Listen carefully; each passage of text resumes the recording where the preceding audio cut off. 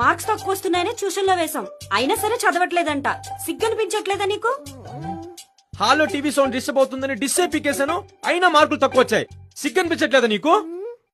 బుద్ధి పెరుగుతుందని ఇంట్లో ఉన్న బాదం అంతా తినేసావు, అయినా మార్క్స్ తక్కువ వచ్చాయి. సిగ్గనిపించట్లేదా నీకు?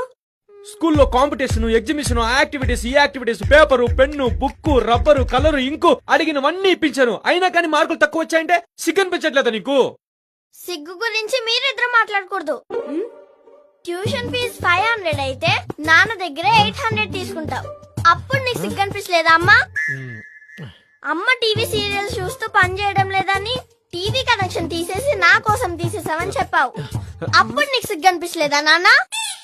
పేరెంట్స్ మీటింగ్ కి కంపల్సరీ రావాలని తెలిసి కూడా ఆరోగ్యం బాలేదని చెప్పి నాటకాలు ఆడుతూ పడుకున్నావు కదమ్మా, ఆ రోజు నీకు సిగ్గు అనిపించలేదా?